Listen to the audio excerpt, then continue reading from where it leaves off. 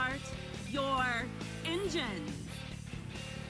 Pull those belts down tight one more time, warm up those tires, hit your marks, and let's go racing, boys and girls. NASCAR, IndyCar, Formula One, Formula E, and NHRA Racing Talk.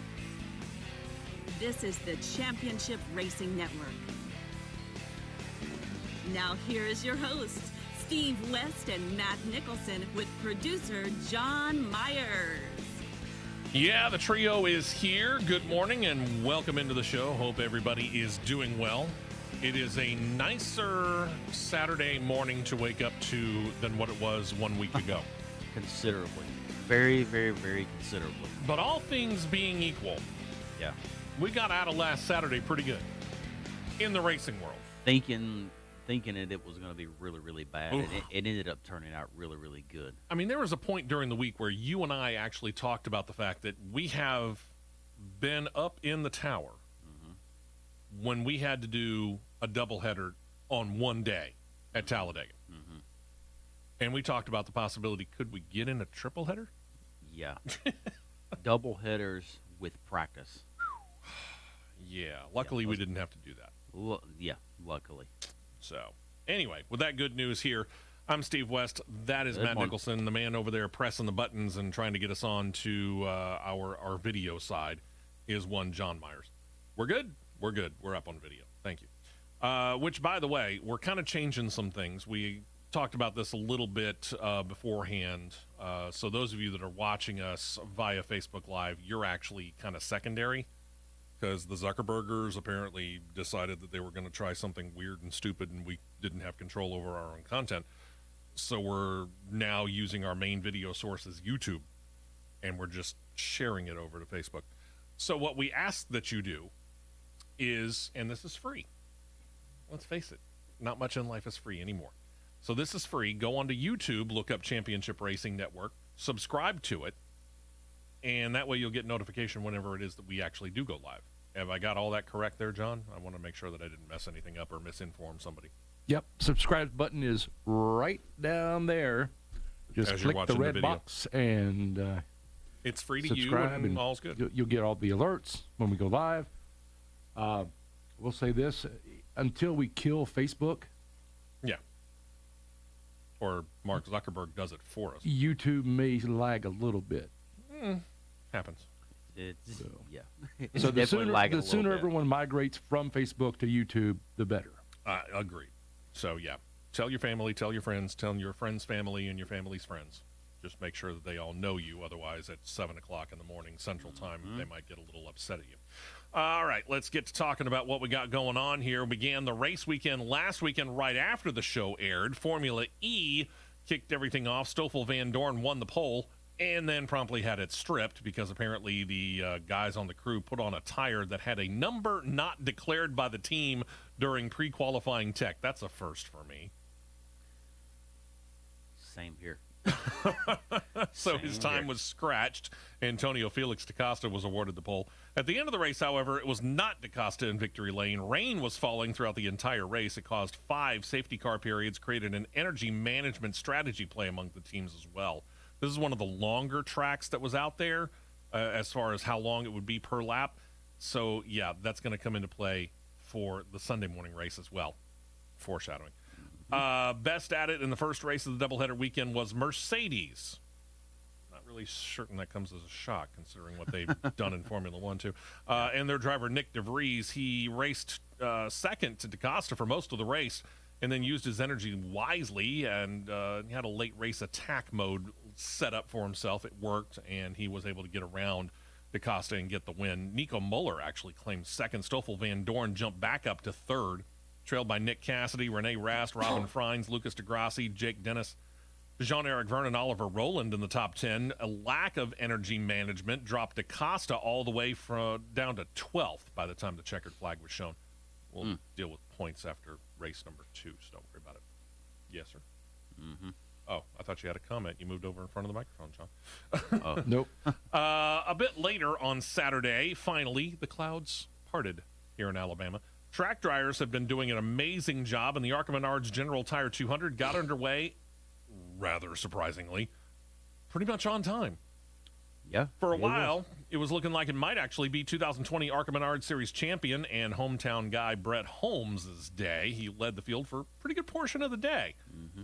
But when the race comes down to a one-lap sprint, and I got to admit, ARCA does things a little bit different from the upper levels of NASCAR. My honest opinion, they need to change that. Yeah, they did. I don't like it. They did not the traditional what we expect as a green, white checkered finish, which is show the green, run a lap, show the white, run the final lap, checkers. They did a green, white flying at the same time, one lap sprint at Talladega. That's where they need to change their rules, because this rule does not work at Daytona. This rule does not work at Talladega, because you can't have a full speed dash to the finish at these tracks. They're not even up to top speed by the time No. they finish a full lap. They're not even up to top speed by the time they hit turn 3. Yeah, exactly. So it's very, very weird how that kind of all worked out. But when they did show the white and green at the same time, the guy that was pushing Brett Holmes shoved him very clear of the field going into turn 1. At any other track, other than Daytona and Talladega, you'd think, fantastic. At Daytona and Talladega, you think, oh, gosh, here comes the train. And that's exactly what happened in this case. Left with 2 lanes of traffic bearing down on him and having to choose, Holmes chose just a little bit too late to block the high lane. He ended up being caught in the middle. The 2 lanes split and went around him. So as the checkers got shown to the field, Drew Dollar got behind his Venturini Motorsports teammate Corey Heim. Heim ended up getting the win, Dollar pushing him all the way, allowing Heim to sweep Daytona and Talladega this year. Heim besting Alabama legend Dave Mater III. What a run by the veteran who's, 60-something years old? 65. 65 years old? Yep. Way to go, Dave. He gets second, trailed by Nick Sanchez, Drew Dollar, then Brett Holmes, who was able to salvage a 5th place out of it. 6th through 10th, Thad Moffitt, Andy Jankowiak. You also had in there Kyle Sieg, Eric Caudell, and Scott Melton. Heim has a 14-point lead over Drew Dollar in points. Kyle Sieg's 23 down, Ty Gibbs 31 back. Thad Moffitt sits in 5th place, 35 points out of first. I talked to him through the week, talking about Brett. And Yeah. He was, in my opinion, he was unfairly beating himself up too much. Oh, yeah. Because I mean, this is Talladega Daytona. Yeah. You know, this is an entirely different form of racing, number one. Number two, he has no teammate. And number 3, here's the thing. Even if he had chosen, I think I might have stuck to the bottom lane. If it was me, I think I might have just stuck to the bottom lane. But there's no guarantee that that outside lane isn't going to just see you. Yeah. I mean, even though they tried to tandem and it didn't work. Yeah. See, really, he lost his unofficial drafting partner in the wreck, and Ty Gibbs, if you ask me. Yeah. Because much to my surprise, he and Ty Gibbs worked exceptionally well through the entire race. I was impressed with that as well. I didn't think that was going to be what worked, but those two knew that, hey, you've got speed, I've got speed. They just kind of seemed to be magnets. See, and worked. I spotted them talking on pit road. Yeah. And I'm thinking, I know what they're doing. I know exactly what they're doing. Yeah. Well, I told my wife's uncle that was sitting beside us. He said, what are they doing? I said, I guarantee you. I said, you watch what happens. I said, him and Ty's on the front row. I said, they're going to swap lanes. I said, Ty will go to the outside. He'll let, when they cross the start-finish line, he'll let Ty cross over in front of him. Yep. They'll play defense on the bottom. Sure enough, they did. I said, Yep. there's his drafting partner for the entire race. Yep. And they worked exceptionally well. And being as inexperienced as he is on super speedways, talking about Ty Gibbs, he executed his pushes considerably well. Agreed. Because he gave Brett some solid shots. It shows me 2 things. Number one, I mean, you know, we can sit there and we can talk about Ty Gibbs being an 18-year-old kid who's getting a shot that probably most 18-year-old kids won't. But here's the thing. He's getting a shot where he's also run some Xfinity. He's run some truck. He's obviously running for points and hopefully, he says, a title in the ARCA Menard Series. He's 31 points back, as we just detailed. Mm-hmm. But he's listening. Oh, yeah. He's got a lot of people under the Joe Gibbs Racing umbrella that he's talking to, or he's hearing them talking about how to race here, how to race there, in this case, how to race at Talladega. And he's taking the lessons that he's hearing and he's putting them to work. Yep. He's applying them for sure. So that's what you're looking for, you know. To the Xfinity Series, they were able to get things rolling under blue sky at Talladega last Saturday as well. But as the race wore on, the clouds came in and the threat of rain began to loom larger and larger. So knowing that, the drivers actually were minding their manners through the first two stages, even actually got past halfway. So the race became official actually on 2 counts, because you can look at it from 2 different angles. NASCAR looks at it as we get to halfway, boom, it's official. We've known that for years. It's been something that's been going on for, I don't know, all of my life. Yep.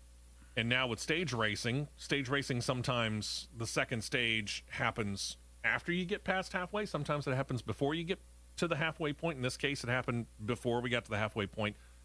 Hey, we got through the first 2 stages and we got past halfway clean. I was pretty impressed. Yeah, it was. If considering where we were, yeah. Yeah, so whatever happened, the race would easily become official. On lap 85, a 7-car wreck happened, and as the cleanup was taking place, well, here came the rains. So the race was red flagged. NASCAR checked the radar. They realized the track was lost. They did some time calculations. You figure better part of 90 minutes to 2 hours to get the track dry after the rains go away. Realized there wasn't going to be enough daylight to be able to wait out the rain, dry the track, and then finish the race on the track, so they called it. And when it was called, the guy out front, Cowlick Racing driver Jeb Burton. I think I called that one last Saturday. You did indeed. Well, congratulations. But he, all things considering, is how dominant Cowlick Racing has been on super speedways the last 2 years. That was not a surprise. Yeah, because you called Jeb specifically. I actually went with his teammate Justin Haley. Here's the thing: Jeb Burton, Cowlick Motorsports, wins, trailed by Austin Cindric, AJ Allmendinger, Cowlick, Riley Earpst, Ryan Sieg, Noah Gragson, Brandon Brown. The guy I chose, Justin Haley, Cowlick Racing, 8th place, 9th Myatt Snyder, and 10th Harrison Burton. Jeb Burton's win means 5 of 12 playoff spots are spoken for in Xfinity competition. Austin Cindric has 2 wins, then Burton, Allmendinger, Snyder, and Justin Allgaier in with a win each. Those in on points: Daniel Hemrick, Harrison Burton, Justin Haley, Jeremy Clements, Noah Gragson, Brandon Jones, and Brandon Brown. Brown holding a 15-point lead over Riley Earpst for the final playoff spot, with Michael Annett 1 point further back. Of the 2 Burtons, and this is no disrespect to Jeb, who I have championed for quite some time as a very good driver, of the 2 Burtons, I think I would have figured Harrison would have been the first qualifier into the playoffs. Yeah and no. I mean, Harrison to me has been a little bit too up and down. Agreed, but with the equipment that he's got. True. Very true. But, So, you know. I'm very impressed by Jeb. I've always been, like I said, I've been a champion of his for a long time. I like Jeb Burton. I think he's a underrated driver who is finally now getting a really good chance in a good car, and I'm really, really happy to hear that. Very much so. Flag to flag is not something that's all that common in racing. Formula E does seem to make it work more than most series, except possibly Formula One. Sometimes. Yeah. Sometimes. Just depends on how it all works out. In the case of Sunday in Formula E, BMW Andretti, they just haven't had a good start to the 2021 season. Got to feel a little bit better, though, after Jake Dennis claims the pole, and with the nature of the course that Formula E had laid out for Valencia, Spain, energy management with or without rain being a major factor, Dennis managed it beautifully. He was ahead by 1.5 seconds when the race came to an end. Dennis was trailed by Andre Lauderer, Alex Lynn, Oliver Rowland, Norman Nato. You can tell energy management really played a factor here, because we're talking names that, even in the relative obscurity that Formula E can have, and some of the names that we're just not familiar with, we even get more names that we're more not familiar with. Right. I mean, Rene Rast, when was the last time we talked about him? When he got signed to get in the car? Seems like it, yeah. Seems Norman, like it. I don't know as we ever talked Norman Nato. No. Anyway, Jean-Eric Verne, Oliver Turvey, Eduardo Mortara, and Lucas Degrassi filled out the top 10. So following the weekend, Nick DeVries becomes your new points leader. He's up 9 points on Stoffel Van Dorn, 14 over Sam Bird, tied with Robin Freins at 43 total. Mitch Evans and Renee Rast hold 39 points. Jean-Eric Verne and Jake Dennis have 33 each. And at 32 points, another tie between Mortara and Pascal Wehrlein. In team standings, Mercedes is out to a big lead. Where have we heard that before? 105 to 82 points over Jaguar. Envision Virgin Racing is in third with 58. Ouch. Yeah, you've seen this picture before. This right here is a two-team race. Yeah. Seems familiar, doesn't it?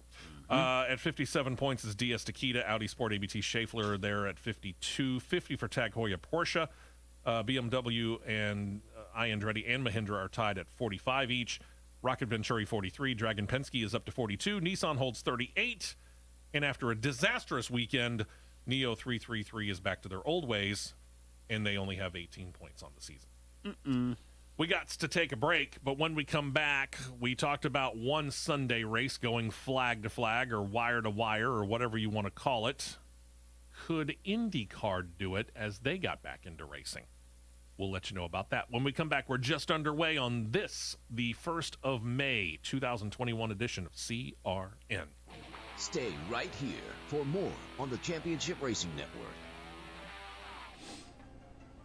You know about Sisters Treasures in Oxford at 655 Snow Street because they've been there for 30 years, and they're having a huge sale, a 30th anniversary sale, plus a retirement sale. Where are you going when we come back?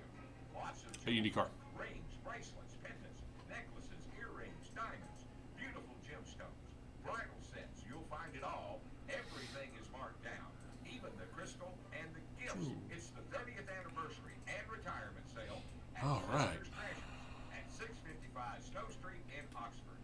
Remember, There we rings, go. bracelets, pendants, necklaces, earrings, diamonds, gemstones. Very bridal good, sets. very good. They're all marked Yep, that down right for there. this 30th anniversary That's sharing to YouTube. Thank you, Michael Garner, by the way, for also sharing our YouTube video. We appreciate it very much. He can't see that camera. The camera's over here. Oh, well, that one. Thank you very much for sharing, Still Michael. can't see you. You're out of shot. I know. That's your fault. You turned the camera wrong. But thank you, Michael. We appreciate it very much. Yeah, tell everybody, man. Tell everybody. Goings to YouTube. The Zuckerbergers can't keep their hands off of things that work, and, well, we'll change. What I really want to do is get the camera looking down on like all three of us. But just can't get the shot. Skycam?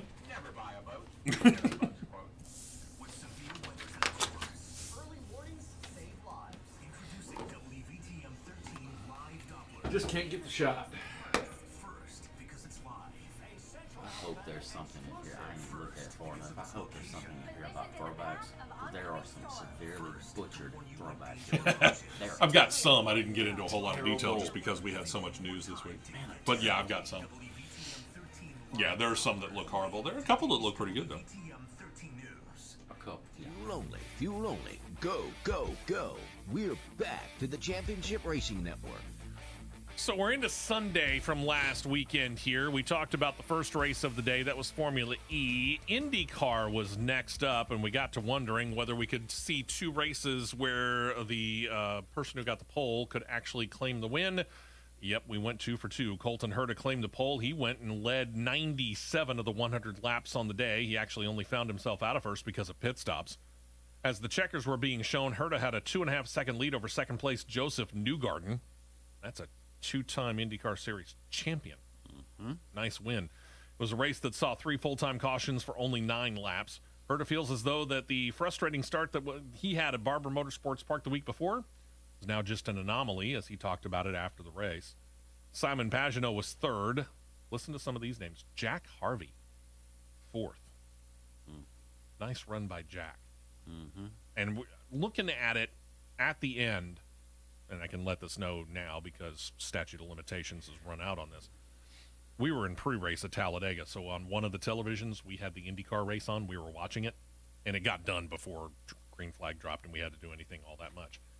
The one thing that I noticed was they were given about 150 seconds of that push to pass. With 15 laps to go, Jack Harvey was down to 32. He used push to pass a lot, but it worked.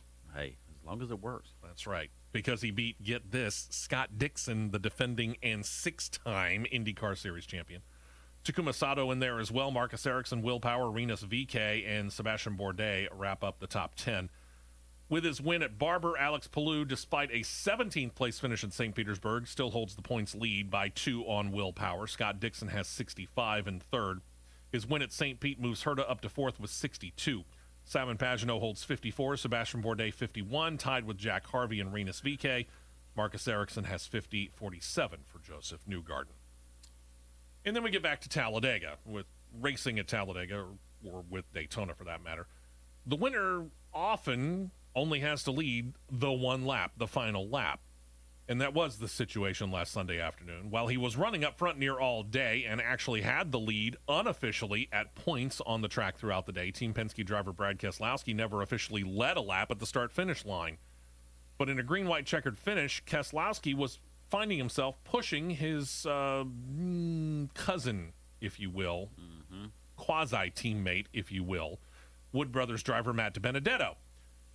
But DiBenedetto, running the bottom lane on the final lap, suddenly chose to block the upper lane.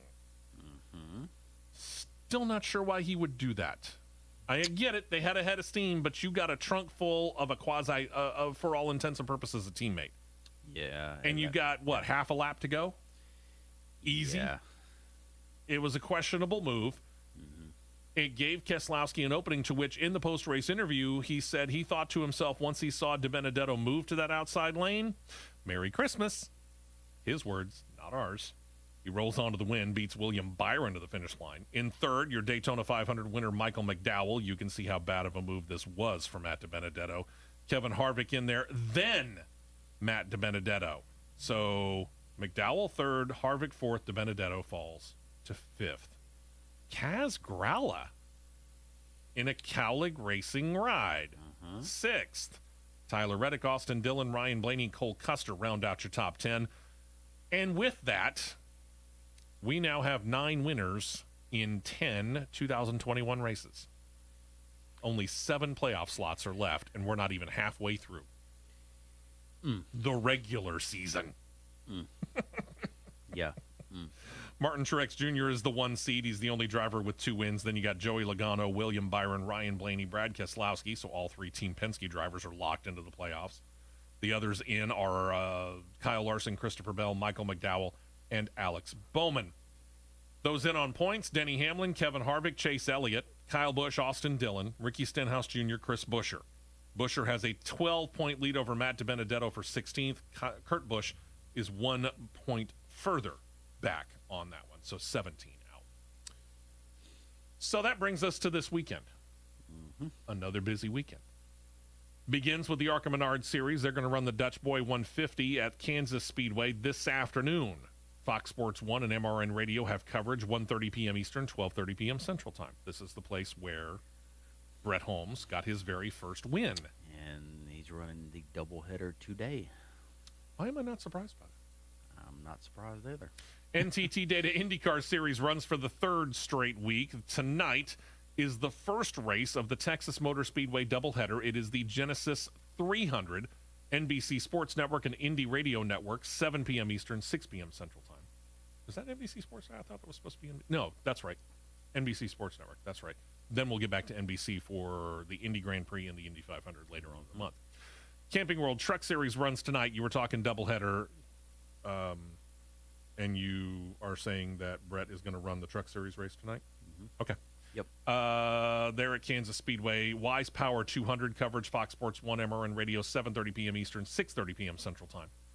Formula One gets back into action this weekend. They're set to run the Heineken Grand Prix of Portugal on the Algarve International Circuit. 15 turns, 2.89 miles long, a road course dedicated. Drivers like it a lot. They were highly complimentary after being there last year. The race will be aired on ESPN 10 a.m. Eastern, 9 a.m. Central Time tomorrow morning. Then the Cup Series gets to rolling at Kansas Speedway next. 3 p.m. Eastern, 2 p.m. Central Time. This is the race where NASCAR allowed the fans to name the race. And I said that this could be a weird situation if we didn't kind of narrow down the choices. Thank you, Bush Beer. We didn't narrow down the choices enough. Nope. Remember the cautionary tale that I mentioned a couple of weeks ago about how people were allowed to name a tugboat over, I think it was in England, and they named it Bodie McBoatface? Bodie McBoatface. How about for the Cup Series, we officially now call it the Bushy McBush Race 400. No. Yes. Yes. Veto. If I'm Jeff Striegel, or I'm Mike Joy, Or Alex Hayden. or anybody who's on the call for Fox, Sports 1, or MRN Radio, I'm avoiding the name as often as possible. What is it?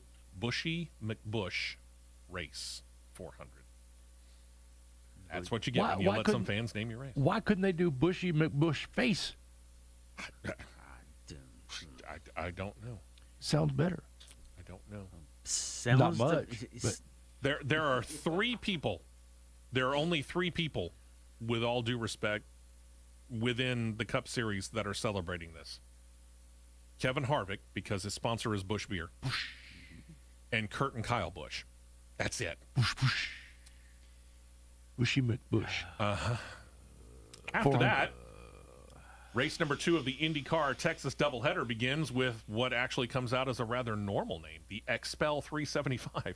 Airs on the NBC Sports Network and Indy Radio Network, 5 p.m. Eastern, 4 p.m. Central Time. And while the finals actually start before the IndyCar race does in real life on television, the last racing action of the weekend will be the NHRA Southern Nationals at Atlanta Dragway, which will not get television time until 11:30 p.m. Eastern, 10:30 p.m. Central Time on Fox Sports 1. That's not a minor slap in the face to the very last NHRA Camping World Drag Racing Series race that the Atlanta Dragway will ever host. Yeah. I'm not a fan of that scheduling, truth be told. No. At all. But, hey, I'm not in charge of scheduling for Fox, so. All right, because last week, when though it was Talladega weekend, we looked back and gave priority to looking back upon the week before, which was the wrap-up of IndyCar at Barber Motorsports Park. Let's go ahead and give the same love to the Cup Series, who were in state from our flagship in Talladega, Alabama, and talk about the Cup Series. A couple of notes on last weekend at Talladega. With the win, Brad Keselowski not only has locked himself into the playoffs and gotten his first win of 2021, he now officially has 6 wins at Talladega Superspeedway all time. That ties him with Dale Earnhardt Jr. and Jeff Gordon, all of whom have 6 wins at Talladega. But, of course, they all three trailed the legend, Dale Earnhardt. Dale Earnhardt has the all-time record for wins at Talladega. He's got 10. Going to be a little bit before that gets broken. And here's the thing. I'm not even certain that it's going to. It's tough to get 10 wins at Talladega. It's impressive to get 6. It's impressive enough to get 6. As much as I personally think that Brad is more in his twilight years than anything, yeah, I don't see 10 getting touched. I don't either. If it does, they're going to have to be on a streak like you've never seen before. Yeah, it's going to have to be a streak like what we saw Dale Earnhardt Jr. get on. Oh, gosh, I was trying to think. It was like 2003 through about 2005, where he won 4 straight. Yeah, he won not only 4 straight at Talladega, but he was racking up the wins at Daytona, too. Oh, yeah, it was dominating. Yeah, you got to get on a streak like that, and I'm not so certain I see that happening. I'm not. Another note on Keselowski's win is that the win brought the number 2 into a tie with the number 3. This is not driver specific, okay? Mm-hmm. We're talking third on the all-time Cups wins list with just the car number, and it is also now only the third number ever to claim 100 wins in what we now call Cup Series competition. The leader on the list of winningest numbers, you might have thought, because of Richard Petty, would be the 43. Nope. It is not. The winningest number all time in Cup Series competition is the number 11, holding 224 wins. Then you got the 43 with 199. The 3 and the 2 are tied with 100. Next closest, you probably figure it, 24. It's got 95 wins, almost all of them belonging to Jeff Gordon. Then you got the 21, 92 wins in Cup Series history. after that, it drops down. 48s in the mid to upper 80s and so on and so forth. Mm-hmm. Then there's Brad Keselowski's Team Penske teammate. Joey Logano was involved in a multi-car crash, brought out the first caution for on-track action. The wreck, not of Logano's own doing, caused his car to get airborne and flip a couple of times. He was able to get out under his own power and walk away, which is the good news. But he did take the chance after the crash for calling for change of the racing conditions at Daytona and Talladega. But we hear about this pretty much anytime anybody gets into a wreck like this. Yeah, every race it seems like. Yeah, Logano said this, quote, "On one hand, I'm mad about being in the crash, and on the other, I'm happy to be alive. On another hand," how many hands do you got, Joey? Too many. Apparently. "I'm wondering when we're going to stop because this is dangerous doing what we're doing. I got a roll bar in my head. That's not okay. I'm one hit away from the same situation Ryan Newman just went through. I just don't feel like that's acceptable." Now, NASCAR Senior VP of Competition said on Monday that NASCAR was investigating Logano's crash. They have yet to come out with anything official that I can tell. Joey, This is heat-of-the-moment emotional conversation. pure heat of the moment emotion. Well, first off, what you're doing is dangerous, period. Oh, yeah. Okay. That was a rhetorical statement, if you ask me. Secondly, he made a point about those spoilers causing, when cars get backwards at a high rate of speed, they are causing lift. He's right. Oh, sure. It's causing all the lift, so they need to cut the spoiler back down to what was it? 2 3/4 inch spoiler. I mean, the baby spoiler. Oh, yeah, okay. I know what you're talking The about. one that's like this big. Yeah. Make them have to drive the car.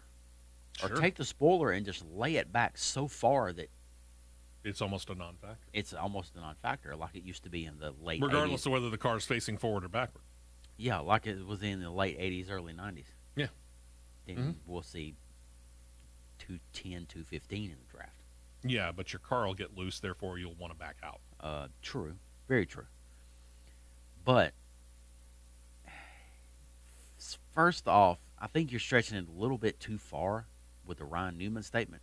Yeah, his situation wasn't anything like Ryan Newman. Not even close. No, the whole field was scattered and not coming to the line. Everybody had time to back out. You're making a mad dash to the Daytona 500. Yeah, for the win on the last lap. Yeah, bending the firewall in. Yeah. And then you're just like, oh, And, poof. and here's the thing. Even Ryan Newman, credited after the fact, Ryan Newman credited NASCAR for their safety advancements, one of which was one of his own doing called the Newman Bar. Yeah. I don't know. Again, it's heat of the moment. It's emotion. I get it. You're upset at the time. I would be curious to see if he still had that same emotion flowing if he were to be interviewed, say, tomorrow pre-race before Kansas. I bet you he wouldn't. Probably not. I mean, yes, you're arguably the tallest competitor in the garage. Okay. But yeah, he's one of them. the angle that the car first hit the ground on the first flip, you kind of expect something's got to give somewhere, because that is, I could say, arguably the weakest point of the roll cage. Sure. Yeah. Where the car landed. Yeah. So And it still held. it held pretty good. I mean, I think it gave maybe a couple of inches. Yeah. If you're complaining about being the tallest driver and your helmet being up in the roll car, in the cage, lower your seat down a couple of inches to compensate. Mhm. That's all you can do. Yeah, it's workable. One more note on Talladega here. Kaz Gralla claiming that top 10 finish that we talked about in the part-time Calig Racing ride last Sunday. Mark Gralla's only his third career Cup Series race to go along with his 76 starts across Camping World Truck Series and Xfinity Series competition, where he has a win there as well. That was back in the Camping World Truck Series when he was running for GMS Racing in the 2017 season opener at Daytona. One other note of his 3 Cup Series starts, Kaz Gralla's got 2 top 10 finishes. Daytona's road course late last year and last week. The other one, he was in a Daytona 500. He didn't do all that well, but then again, if you don't do well in a Daytona 500, is that really a shock? Because how many drivers have we seen that have won championships that stunk up a Daytona 500 here and there? Quite a few. So, yeah, don't worry about that. So, Kaz Gralla, foreshadowing, may actually be gunning for a ride. We'll talk about it in a bit. If you want to have a good, solid foundation like Kaz Grala seems to be building, you need to make sure that your house is on that solid foundation. That's where we get into our friends at Ox Foundation Solutions. Because if you got any problems with your house, like cracks in the brick, or you're seeing sheetrock cracks, basement garage, anywhere in the house, quite frankly, if you're having a hard time, I mean, in beautiful weather like what we got in central Alabama right now, windows, you're trying to open them up or maybe shut them because maybe it's too cold. Really? Too warm. Yeah, really. If you're trying to open or shut your windows, you're having a hard time doing that. Maybe your doors are sticking, or you got uneven floors, you're noticing damp floors in your basement or crawl space. We're going through this list because all of them are potential problems that may let you know that you've got a bit of a situation with your foundation. Is it a guarantee? No. But is it an indicator? Yes. And take it seriously. Because if you left it alone, and it is a problem with your foundation, you're talking tens of thousands of dollars in repairs down the line, to the point where basically it might even be better if you just moved out of the house and tore it all the way down and tried it all again. Do you really want to do that? Probably not. Don't take chances with the family home. Give our friend Michael Hart a call, 205-362-6419. We'll give you the number again. Don't worry about it. He's with Ox Foundation Solutions. He's good friends of all three of us here. We can all three vouch for Michael Hart. He's not going to steer you wrong. He's going to tell you the truth. He's going to tell you straight up. If there's a problem, he's going to be a little bit blunt with you, but better that than trying to sugarcoat it. And here's the other good part about it. If you ain't got a problem with your house, if there's nothing wrong with it, if the foundation is solid, spectacular, ready to go, he'll say, we got nothing for you. You're good. And he'll put it in a written foundation assessment that doesn't cost you a thing. That's right. He'll come out. He'll give you the inspection that you're looking for to find out if there's anything wrong, and he'll put it all down on paper, from nothing's wrong to, oh my gosh, might as well get ready to move. Whatever it is, he'll have it on paper for you so that you know it. And again, it's no cost and it's no obligation. So get that peace of mind so that you know what's going on with your house. Again, Michael Hart, 205-362-6419.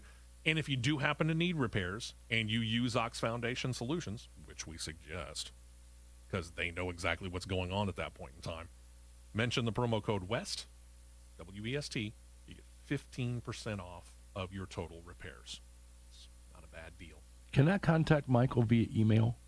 You can. I wish I had that email right in front of me, but I don't. Isn't it Michael I think it's at Ox Foundations? Mike at Ox Foundation Solutions. I'm looking. Hurry up. I know. While I'm looking, why don't you give that phone number one more time, sir? 205-362-6419. Ox Foundation Solutions. That's right. Check them out. Very easy, very, very simple. And now I'm going back. There it is. There it is. There it is. Okay. I like the free assessment thing. Yeah. Really, really cool. And again, no obligation. You're going to get it written down. Mike at Ox Foundations, plural, oxfoundations.com. Very simple. Pretty cool. What was that again? Mike at Ox Foundation Solutions. Or if you'd like to give the number one more time. 205-362-6419. Stick around. We'll be right back. You're listening to CRN. We will be right back with more on the Championship Racing Network. There's no need to drive all the way to Birmingham to buy your fishing tackle. You'll find it all at the Loft. No, I got to redo that copy.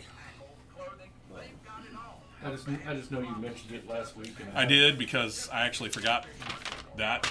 So I was reading it directly off of his notes, which thankfully I've kept. I haven't updated the slide for it yet. Yeah. So I got to update the copy. I'd say Cup Series is getting killed right now with throwbacks. With Trucks, what? Trucks is killing throwbacks right now. Oh, nice. Oh, they qualifying in F1? Coming back to All what? 5 at the top of the 9 o'clock hour. Oh, okay. So right as we're ending. Okay. All right. What are you saying, John? I lost track where we were. Just got done with Kaz Grala, so we're going to talk Michael McDowell winning the Daytona 500 as the kickoff to that.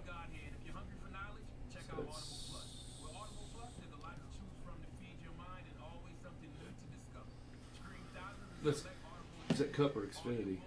Still Cup. Yeah, I need.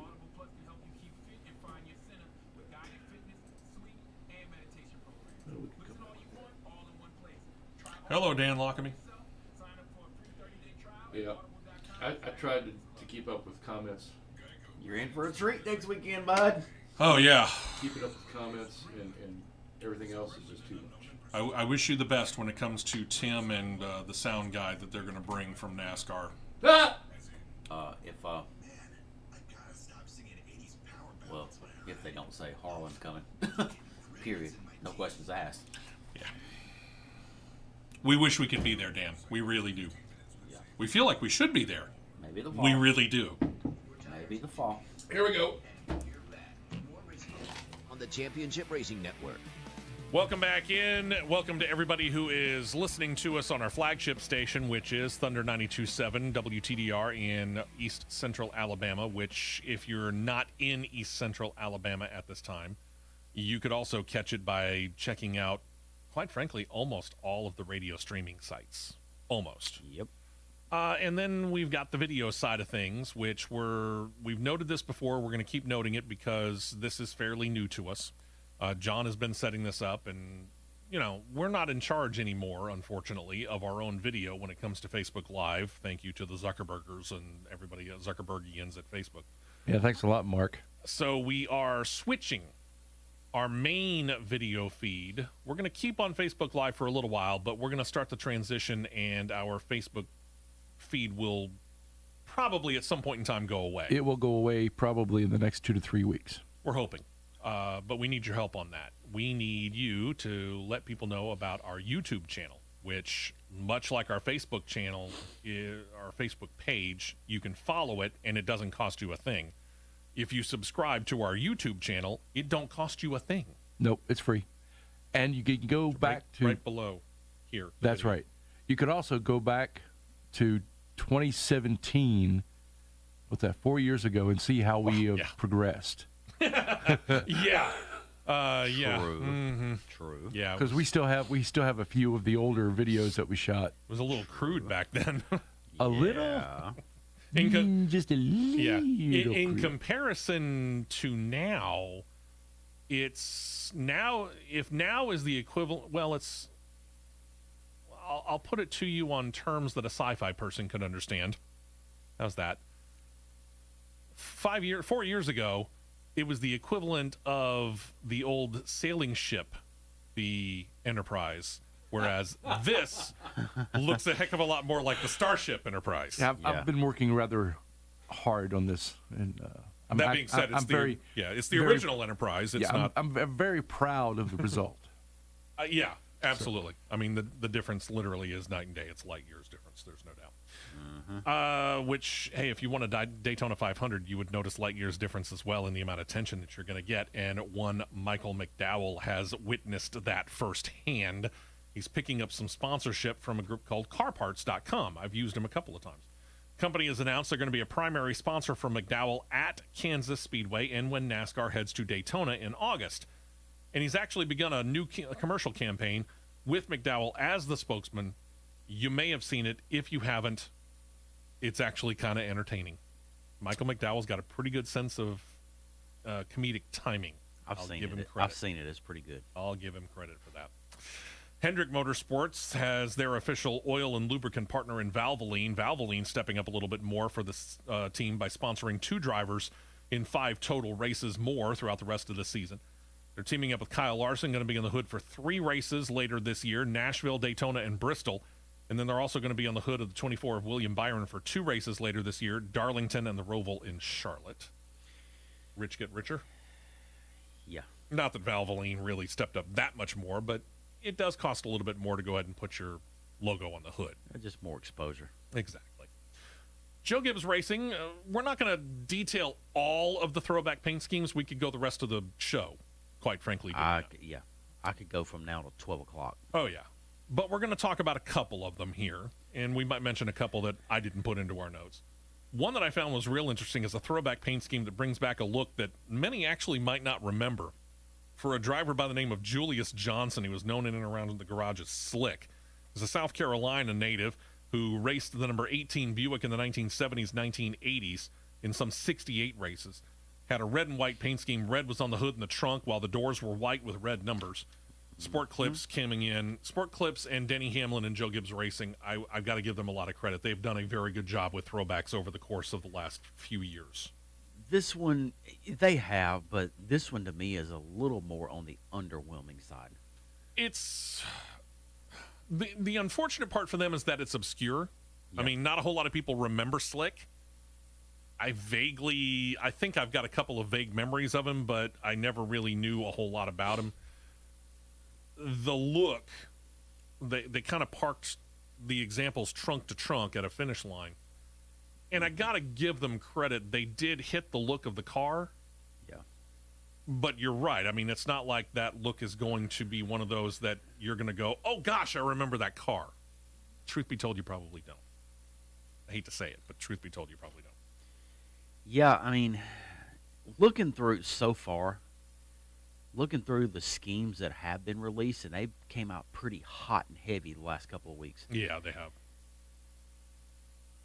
In regards to Cup, Not a whole lot that just there's gets you really not. excited I about mean, you know, And there's a part of me that wonders, and I'm not trying to throw shade at Darlington, Dan Lockamy, who is one of the PA announcers out there and a great friend of ours who we hope to work with again later on in the year. It may have been a situation where Darlington and NASCAR may have kind of done themselves a small disservice by not locking down an era. well, not just that. They swapped the weekends from the Southern 500 to the first weekend. True. I feel and this is personal opinion, and this is not a slap at Darlington at all.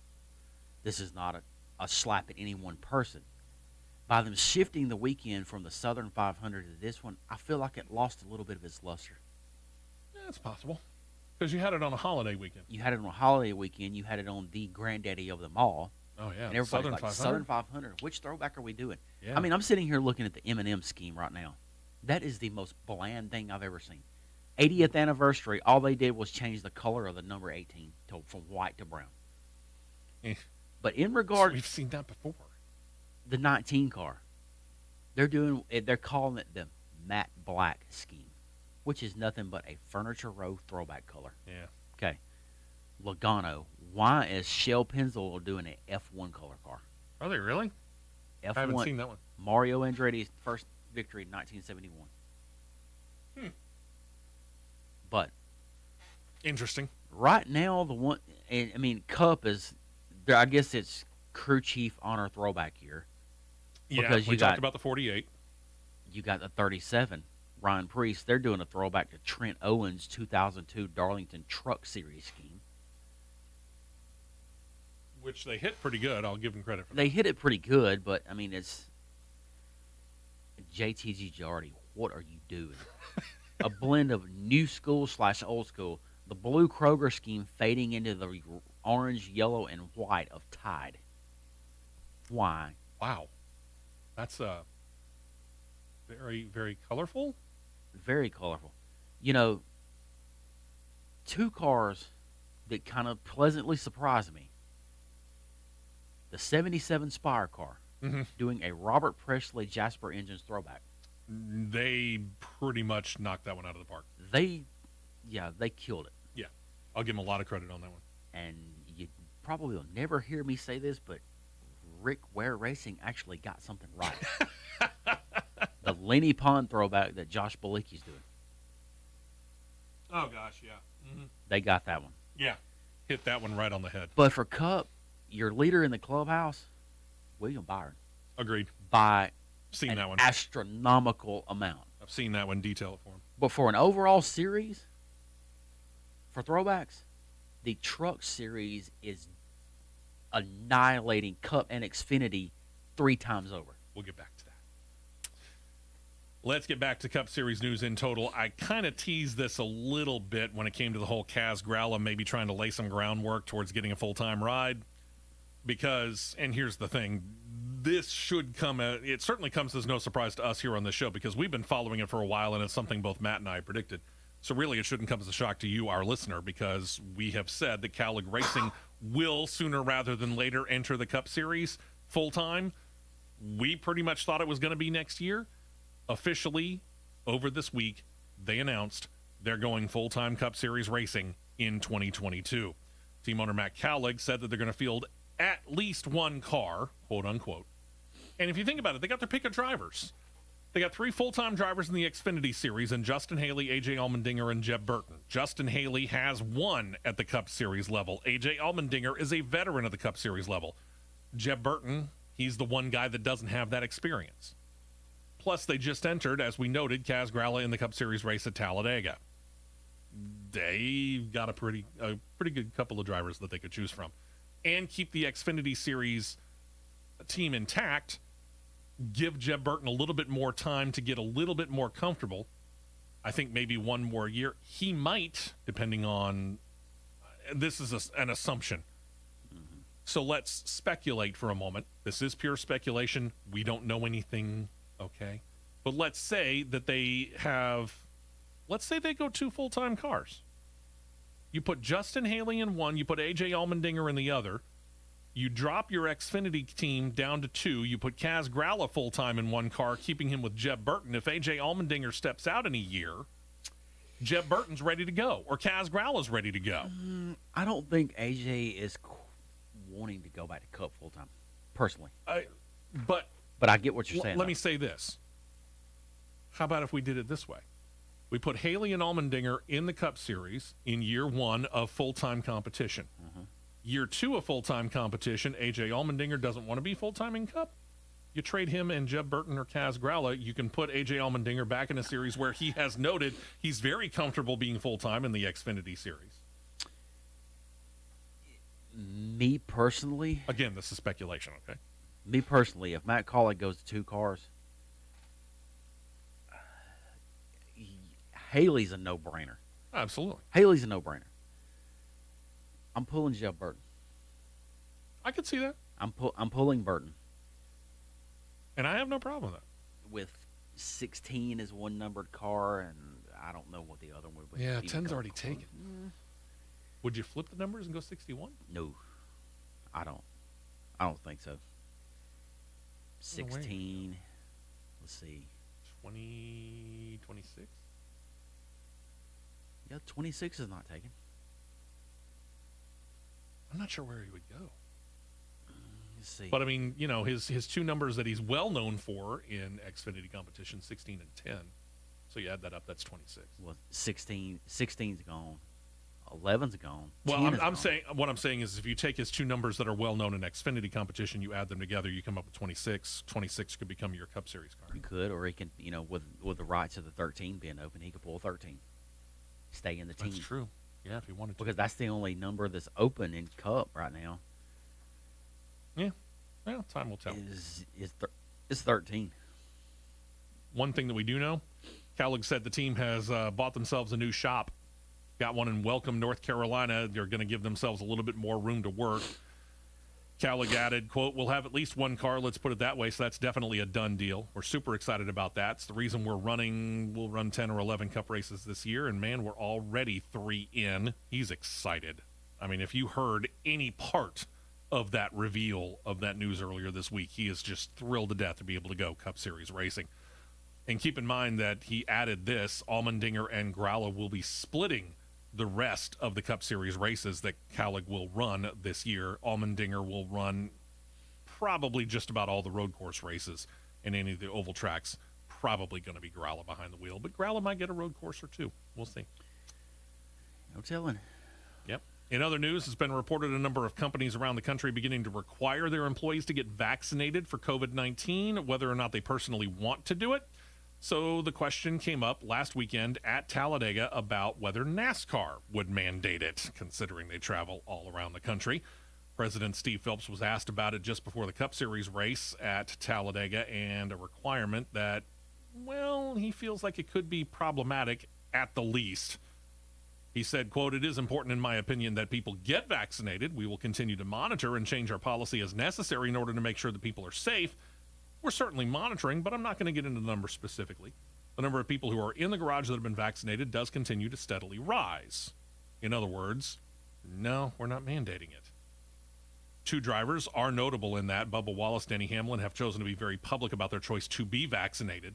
Defending Cup Series champion and defending most popular driver Chase Elliott says that he feels it's a private decision as to whether or not you get vaccinated, and he isn't going to state whether he has or even has plans to, if he has not been vaccinated. The NHRA has not committed to a position publicly. IndyCar officials noted that while it's not mandatory in their series, they noted at least 90% of those working in the paddock area were vaccinated prior to the season opener at Barber Motorsports Park. Neither Formula One nor Formula E have commented on the vaccination requirement issue either.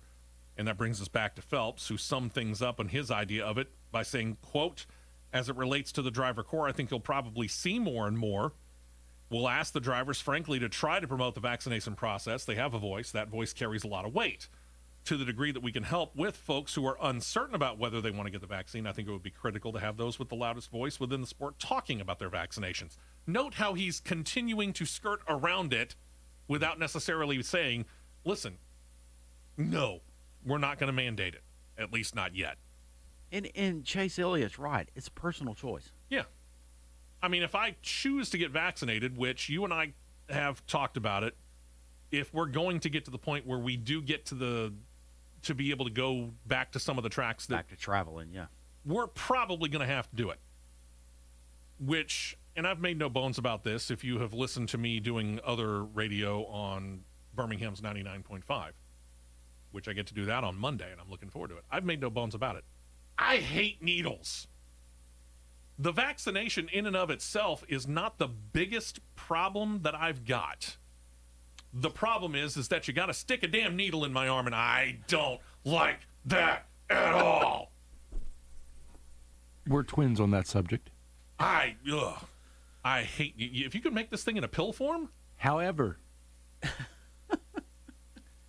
I'm going to go one step further with Go for this it. vaccination for COVID.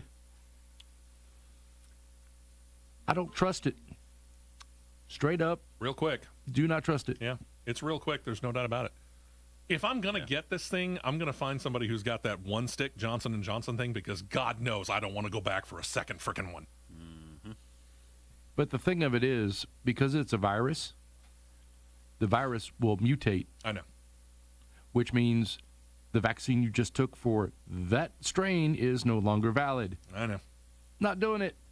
I don't know. It's just, the whole thing is fraught with problems, and Matt, you're right. Chase Elliott got it right. It's none of your business whether I get vaccinated or not. Maybe I already have, maybe I haven't. It's none of your business. Mm-hmm. There you go. NASCAR All-Star Race for 2021 looming large on the calendar. It's set to run June 13th at Texas Motor Speedway. It'll be an evening race. Considering it's in June in Texas, that's a good thing. The format for the race was revealed this past week. The winner will take home $900,000, with an additional $100,000 to be given to the fastest pit crew during the mandatory pit stop in the latter part of the race. We'll tell you exactly where in a moment. Get ready to get confused, because this is detailed. I'm going to take a bottle of Aleve before I have to listen to this again. Good night almighty. Let's start with the All-Star Open. This is where they're going to run that in two 20-lap and one 10-lap segments. So 3 segments in all, 50 laps. The first 2 will be 20 laps. The last one will be a 10-lap shootout. Segment winners and the winner of the race overall advance to the All-Star race. One more driver will get in from the Open as well. That is by fan vote. Those drivers will be able to join the 17 drivers already locked into the All-Star race, because they either won a race last year, or they are full-time drivers who have won an all-star race previously, or they are past Cup Series champions who did not otherwise qualify for the event. That is the All-Star Open. We'll let you take a breath, or several, 1,000. a couple of your choice of pain reliever with your coffee, and we'll really confuse you with the actual all-star race format when we come back, right here on CRN. Don't touch that dial. The Championship Racing Network will be right back. WTDRN, Talladega, Oxford, Aniston, and streaming live 24/7 South Carolina, Dan at said that. WTDR, Oh, I'm sure. Yeah, I'm 100% certain of that. Want to have some fun on the water? Come check out the great selection of kayaks by Jackson and Hope. I hate that train wreck. Just to fiddle around and play on the water or do some serious fishing. All right, what are we in now? Still in Cup. This will be our last Cup Series story, then we got Xfinity. I changed to a generic. That's fine. Because we were bouncing back and forth between Xfinity, Yeah, because we were highlighting all the NASCAR, different. and all Yeah. this other crap. That's fine.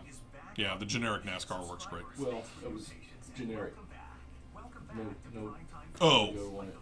Okay. 6 hours. yeah, that's fine. Things that we get to play with when it comes to our new toy that John's worked on. And he's playing. Yeah. I wish it was playing. Feels more like work to me. Yeah.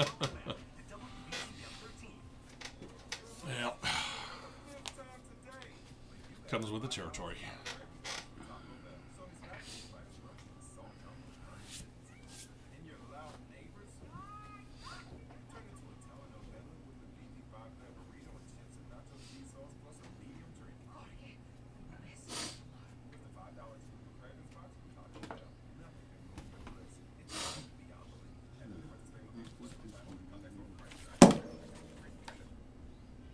See if I can toss my headphones around and break the ones that I just bought within the past month. Way to go, West. It's talent. Broke 'em? No. Dan. But you know, you start bouncing them off the counter, sooner or later they'll break. Hi, Dan. I got both my shots. I'm enjoying my extra thumb. Well said, Dan. Well said. Yeah. Here we go.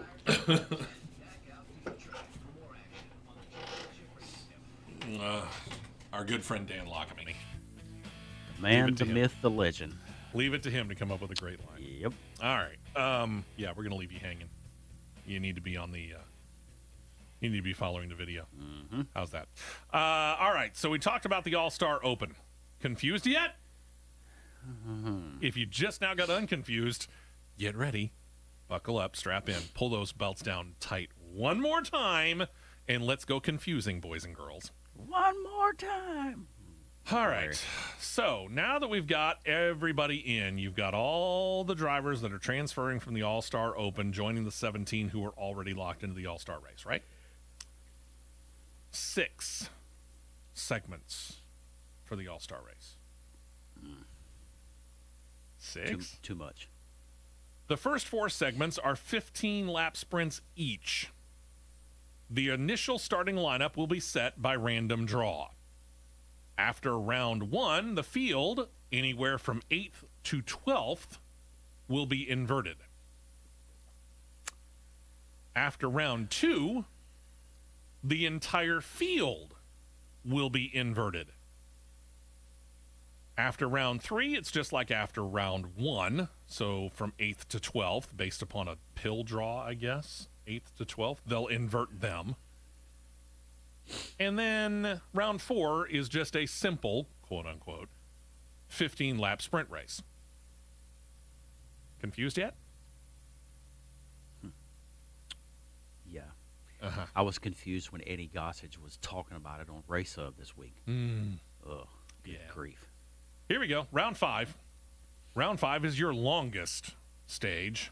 It is 30 laps long. The lineup, here we go. The lineup for the round 5 30 lap run is going to be set by an average of the finishes of the 4 previous rounds. And all cars must come in and change 4 tires. This will be the pit stop that will determine the $100,000 winning pit crew. Then you get to round 6. After all that, the field will line up according to their finishing position from round 5 for 10 laps. All while we are running the package that you run at Talladega and Daytona with the 510 horsepower spacer. Yes. And the big spoiler on the back. All while we're trying to mimic a pack race on a mile and a half, which it That's the reason why they're going to continue to jumble up on the inversions there, is to try and give the slower cars the chance to be able to compete. in which I get the aspect where they're trying something to keep it close. I get it, but you're in Texas in June in the heat. Mm-hmm. Slick racetrack. Mm-hmm. Not going to work. Mm. Don't think it's going to work. It's too many rounds. Too You many. could have easily cut down and you could have easily inverted the entire field. Do the random draw, combine the first two stages into one 30-lap stage. Mm-hmm. After the 30-lap stage, the first one, you invert the entire field. Mm-hmm. Go for another 30 laps. Mm-hmm. Do everything like what you got there. Okay? You can, if you want to really do the whole average thing, go by the average finish of your first two finish. I don't care. Whatever. Do round 5 30 laps as well. And do the same thing with the pit stop. That's fine. And then do a 10-lap shootout. 6 rounds is too many. You could easily do this in 4 You could and do be it, less confusing. You could do it in 3. I'm just saying you could do it in 4 and be less confusing. Well, if you yeah, I wanted, see that. If you wanted to, throw another inversion in there. Yeah, I see that, but I think they've overly confused it. keep it simple and straightforward. Yes. As there was an old radio adage, John has heard this. Matt, I think you have heard it, but not as much as John. The old radio adage is KISS. Keep it simple, stupid. Yeah, heard it quite a few times. All right, here we go. Back to more serious stuff. Xfinity Series news. We've noted that the Xfinity Series has, just like the Cup Series has, embraced the idea of Throwback Weekend at Darlington. Justin Haley set to drive a leaf filter throwback paint scheme mirroring the very first paint scheme that the company ever had back when they sponsored the number 32 at Go Fast Racing in 2014. Not hard to nail that one. Nope. This past weekend's winner, Jeb Burton, has worked with Calic Racing on one of his own throwbacks. It's not bad.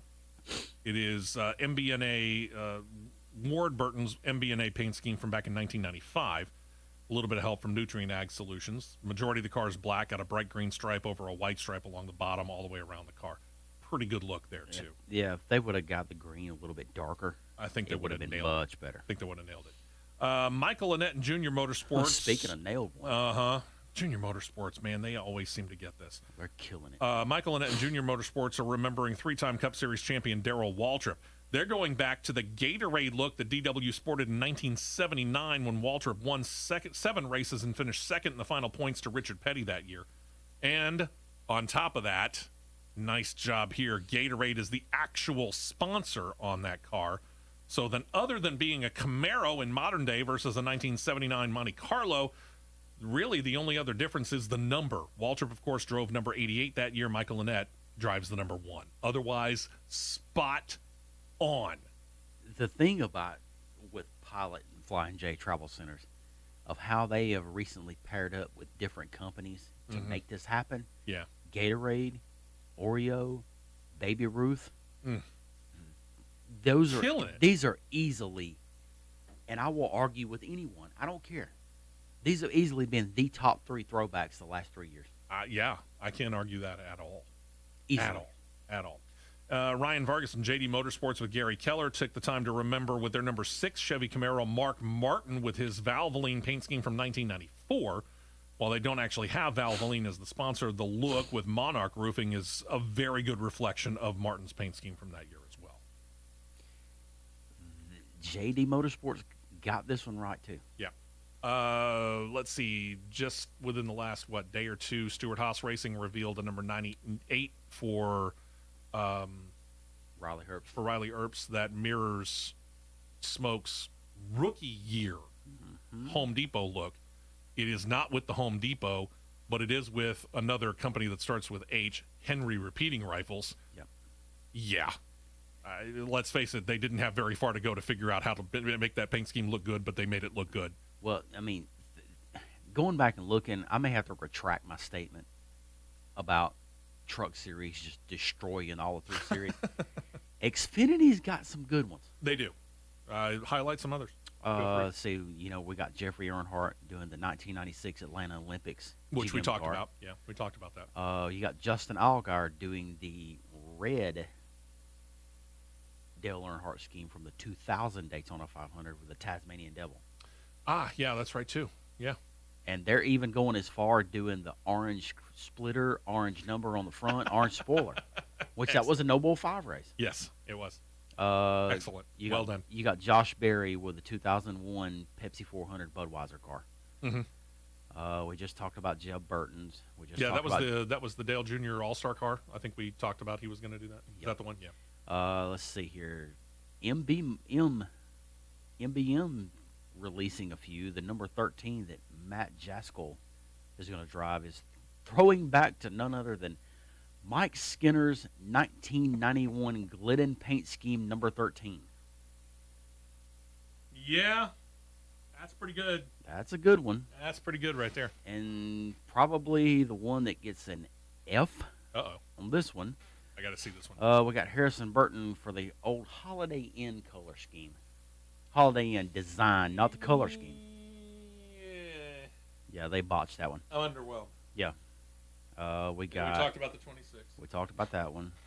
Tommy Joe Martin's doing the Rich Bickle car, the old 10-10-3-4-5 car. I like the Rich Bickle. That's a good one. Rich Bickle doesn't get a whole lot of love when it comes to this stuff. So I'm happy that he did. Jade Buford doing a Dan Gurney throwback. That's not bad. I remember the car that he's talking about. Okay, I haven't seen this one. Jeremy Clements with a Dale Jarrett UPS car. That's pretty close. That's a good one. Pretty close. Whataburger car with David Starr. That's about as bland as it gets. Yeah, it's basically the numbers. Timmy Hill with a Rusty Wallace Duraflame charcoal throwback from That's 2004. Pretty close. Mike Harmon. Gray Ghost. The Gray Ghost is back with Yeah, Bailey Curry. That's pretty good. What are you doing, Josh Williams and DGM? Don't even. Moving on. And here's our Here's 98 everything. car. And just to let you know, if you guys would like to follow along at home, if you go to website, what are you on? You on JSki? JSki. Yeah, if you go on to jski.com, you just look up paint schemes, you can see it. That'll bring us to Camping World Truck Series. Soapbox We'll talk engaged. about paint schemes in a minute. Soapbox. Yeah, here it comes. Talked about this a little bit last week, too, and it continues. The saga of the Truck Series owner-driver Jennifer Jo Cobb not being approved to race last Sunday's Cup Series race came up again with NASCAR President Steve Phelps last Sunday morning, in addition to him talking about mandatory, or in this case, not having mandatory COVID shots. Phelps answered this. He said, quote, Steve O'Donnell, Scott Miller, who's NASCAR's Senior VP of Competition, and Elton Sawyer, NASCAR's Vice President of Officiating and Technical Inspection. These guys have decades of experience in this sport. In their opinion, Jennifer did not have the experience necessary in order to run in the Cup race. Okay. Anybody that's not watching me on this camera, picture me. You see that GIF that's on social media, and you can use on your text messages as well, of the guy that reaches up and looks up and blinks his eyes and turns sideways. Last I checked, Steve O'Donnell and Scott Miller have not sat behind the wheel of a car. No. Elton Sawyer has. Yeah. He didn't have the greatest career, but he still has. Phelps continued, quote, I understand that it may seem ambiguous to those outside. Really? But they think they have their finger on the pulse. I think they have their finger on the pulse. And in their opinion, Jennifer wasn't ready to race in this race. With that said, we certainly would love to have female drivers racing in our top series. It's something we very much would be interested in doing. We're trying to diversify our driver core. Women, people of color, those are things that are very important to the sport. But as it relates to Jennifer, the group felt that she was not ready. How many races did we say that she has in NASCAR Top Series competition? That would be 217. All right. I'm about What more does she have to do? I don't know. I have no clue what more she has to do. But I'm about to pull something up here of someone that was approved, keyword, approved, to run a cup race this weekend. Last weekend or this weekend? This weekend. This weekend at Kansas, okay. Okay. This gentleman has 79 starts in Xfinity. He has one top 10 in 2019. His average start is 28.7. His average finish is 28.6.5. He has lead lap finishes 11. It has 3 DNQs. Truck Series. Seems pretty similar to some of the basic numbers of Jennifer Jo Cobb. Truck Series, 11 races. Much fewer than Jennifer. No top 5s, no top 10s. Average start of 23.1, average finish of 24.5, with 3 withdrawals. We're talking about Matt Mills. Was approved to run a cup race. Based on what? I don't care. Anybody said, well, there's a difference between Kansas and Talladega. Yes, no. No, you know what, genius. No, yeah, it's obvious. But still, though, what parameters are you using? Here's something that I remember very, very well. Let me take you all the way back to my first experience on this radio station when I volunteered to work for this radio station to cover Talladega Superspeedway. That weekend was my first time ever being at Talladega in media form. We ran all over the place during the pre-race, all that stuff. We covered the ARCA race that year, like the Motor Racing Network does now. I called it MRN Light. I was having a good time. My good friend Dave McDaniel, who helped me get into it, he was calling one of the turns. I got onto pit road. I was asked to cover pit road, or half of it. And I was the one that ended up getting the victory lane conversation. Guess who won that race? What year was it? 2005. 2005. That would have been... No. 6. Ah, shoot. It's been 15, 16 years. Give me a break. My brain is not. If I'm not mistaken, I'm wanting to say... Was that... No. It was a very recent Cup Series champion that ran that race. I don't think he won it, but he ran it. I'm not specifically talking about the winner. Oh, it's Kyle Busch. Joey Logano. Oh, yeah, Logano. Yeah, him and Frank Kimmel come to the line that race. Okay. Joey Logano runs that race. Had he had any previous experience at Daytona or Talladega before that? No. To be able to run Talladega or Daytona, all he had to do was run one Talladega ARCA race. And Joey Logano was ushered right into a Cup Series car for all intents and purposes. One. ARCA. 226 races across Xfinity, what's now Xfinity and what's now Camping World Truck Series for Jennifer Jo Cobb. And how many times have she been at Daytona or Talladega? Quite a few. Sorry, your argument don't hold water, Mr. Phelps. Well, in my opinion, it's just like their opinion. It means nothing. But it all boils down to they had the call to make. They made the call. Whether or not we agree with the call doesn't matter because we have no power. But the truth of the matter is? The truth set aside. Hang on. It was the wrong call. I get it. It's their call. And they've made a wrong call on more than one thing this year. Oh, boy, have they. I'm not going to get into details. The statement was made. We just feel like Jennifer's not ready for Cup. All right. She's never going to get more ready for Cup. What? It would be and I'm going to throw this out there. It would be totally different if it was like, breaking news from Hendrick Motorsports. We're going to field a 5th car, the number 25, and we're going to put Jennifer Jo Cobb in it. Yeah. Completely different story than you've got her in a absolutely confounded Rick Ware car. And well, I got to admit, I think you're right. I think you got your thumb on the pulse of it. If it had been a better car, I get it. Sorry, Rick Ware, but if it had been a better car, probably would have found herself being able to race. Her Camping World Truck Series car is faster than that Cup car. I know. So how can you legitimize that? Cobb is still hot under the collar over this, and deservedly so. She said the denial to run in the Cup Series race was devastating and added this, quote, "This is the first I've heard of an active driver," keep that in mind, "of an active driver in one of NASCAR's top 3 divisions having to reapply for approval. I would think that at any time my performance would have been an issue, I would have been removed from the system and or notified. All I'm asking is to be evaluated the same way the 40 male drivers competing this Sunday were evaluated in their approval process. There are many examples of drivers that are racing with less experience and less performance than I have shown." Thank you. Nailed it. And in this case, NASCAR was wrong. Did she drop the mic on that? Because she should have. She should have. She didn't drop the mic. She dropped the whole sound system off of the top rope. Onto NASCAR's head, collectively.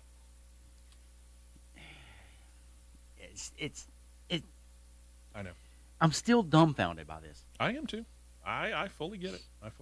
So we're going to lighten the mood here. Yeah, let's do that. When please. we come back, we're going to talk about the trucks. They get to go to Darlington, and they're all in on the throwback stuff as well. We'll highlight a few of them when we come back, right here on CRN. Stay right here for more on the Championship Racing Network.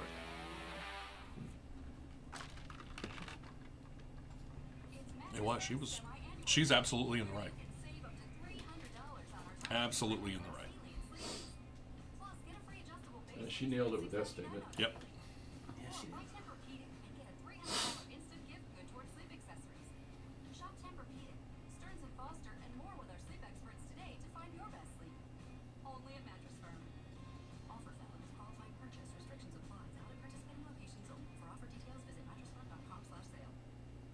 Somebody made a wrong call, and now they're backpedaling. Mm-hmm. And they got no pedal to back to. Agreed. I don't think they want to admit it. They're using of how her and Norm Benning got in a wreck at Richmond, and she wiped Norm Benning out. I think that's what they're using, and they're just avoiding the question. Yeah, you're skirting it. Skirting it totally. Oh, Brett, here we go. quick one. Wow, we were right. That was fuel only. Whew. Splash of gas and let's do it. All right, here we go. Trucks joining in next weekend at Darlington, joining in on the throwback paint scheme situation as well. On Point Motorsports giving driver Danny Bone a look that reminds one of Michael Waltrip's Country Time Lemonade look that he drove in 1989-1990. Pretty good. Sponsorship this time around coming from North American Motor Car and Sierra Delta, which is a company that trains dogs for veterans. Mm-hmm. It is not the only Michael Waltrip throwback. Another one recently unveiled is the number 19 Toyota that McAnally Hilgeman Racing is fielding for Derek Kraus. This looks like the Napa Auto Parts look that he had on the number 15 when he drove for DEI in 2003 when he picked up his second Daytona 500 win. That one is closer than the Country Time Lemonade one. But in my opinion. Let me get a little visual here. Okay, it's my opinion. It's not that one is significantly worse. Let me make sure that you understand that. 30. But I think that they hit the Daytona 500 DEI look just a little bit closer. The only thing they missed on the 30 throwback is the yellow wheels, which thank the heavens above, they're leaving it alone. You have this thing about colored wheels. You just like the black wheels. Black wheels make your vehicle look faster. I'm sorry. But the 19 Napa E-Stripe throwback, overall, to all 3 series, this is your leader in the clubhouse. That and Michael Annette that we just talked about. This is like that one is 1A. Michael Annette's is like 1A.A.A.A. And William Byron's is 1.A.A.A.A.A. It's like right there, boom, boom, boom, that close. They're all that close. Some other highlights that you can pick up on real quick? Yeah. Here we go. GMS and Sheldon Creed. a Jason Leffler Team ASC throwback. Yeah, That one's that's pretty good. not bad. Truck Series. Where's another one at? We got a return of the old convertible 21 throwback, which I think that needs to be left alone. Probably. It was done one time. Leave the Wood Brothers schemes to their own. Yeah. Yeah, if the Wood, let the Wood brothers do it. If Okay. anybody's gonna. Okay. We've got Timothy Peters running a Bobby Hamilton Square D throwback. Yeah, with Rackley Roofing in place of the big Not bad. square D. Yeah, that's bad. pretty good. They hit that one pretty good. And the goofball scheme of the year. Uh-oh. Tyler Ankrum, 26, Oh, yes. Wonder Bread throwback to Talladega Nights. Somebody has to do that just about every year now. And This is the first one I've seen of this that I can recall.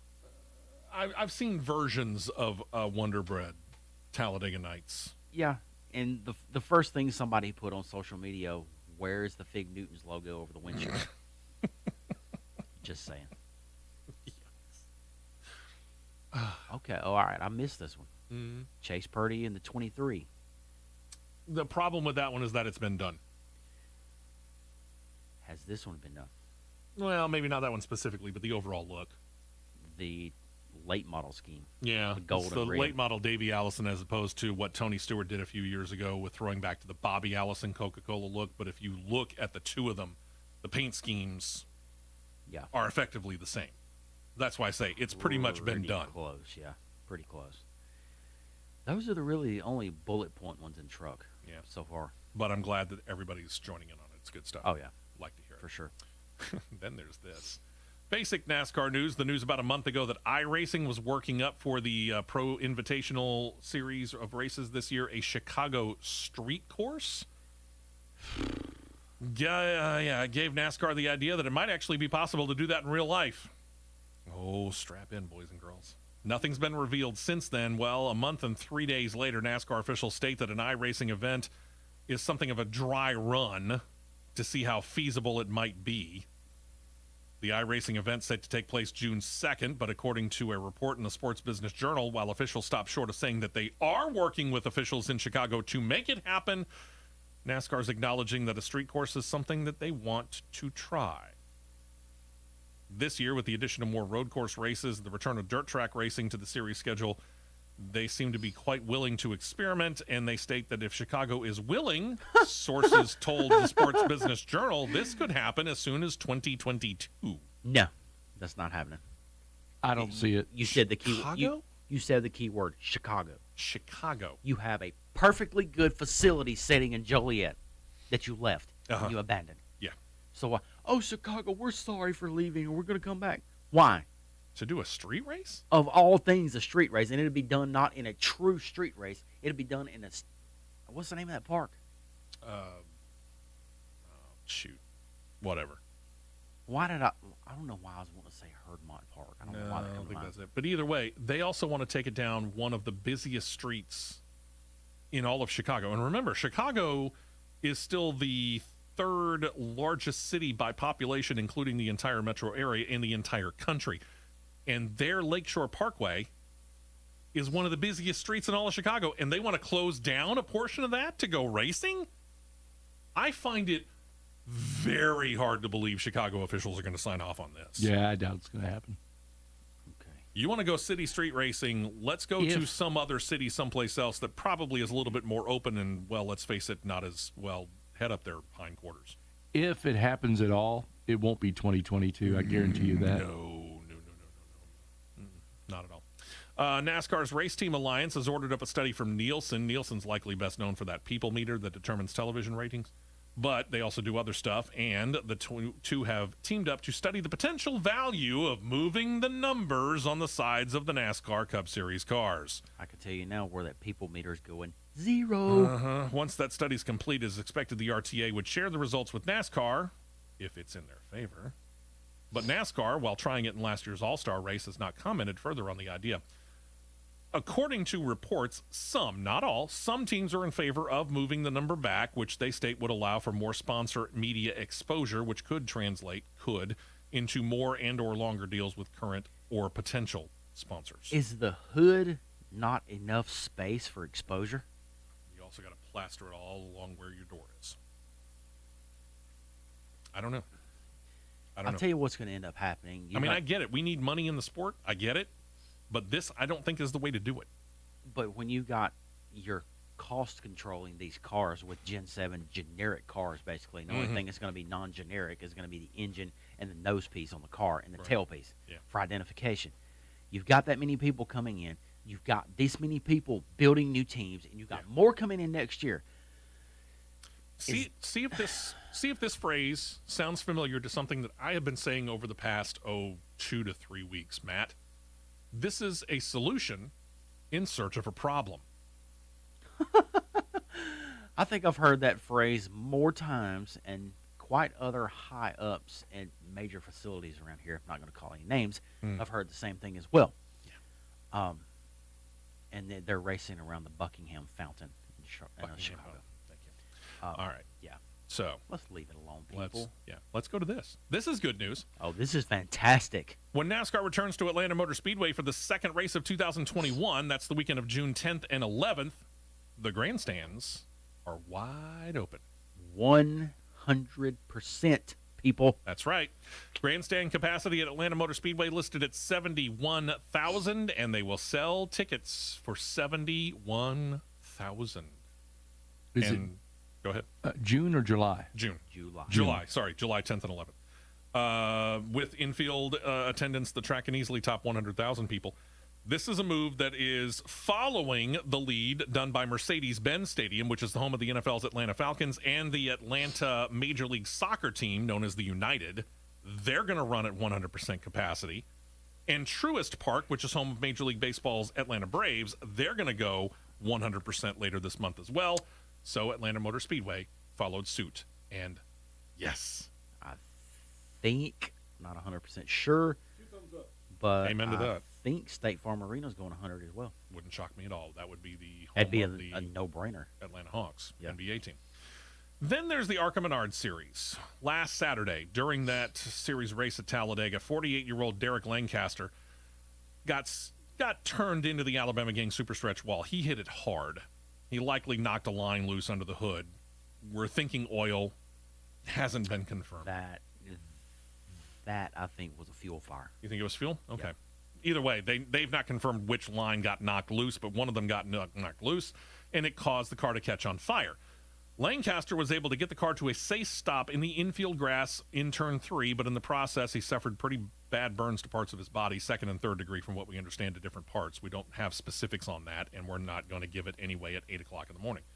His wife updated his condition on Monday, posted on social media, quote, "I want to thank everyone again for their prayers and support. Derek remains hospitalized in critical but stable condition, and he is still on a ventilator." This was Monday, remember that. The doctors say he will likely remain on the ventilator another 2 to 4 days. We'll begin to weaning him from it when the time is right. I'll share another update tomorrow. Continue to lean on your prayers and support. And she has followed through. She has given updates every day since. She has. The latest update from yesterday, he is off the ventilator.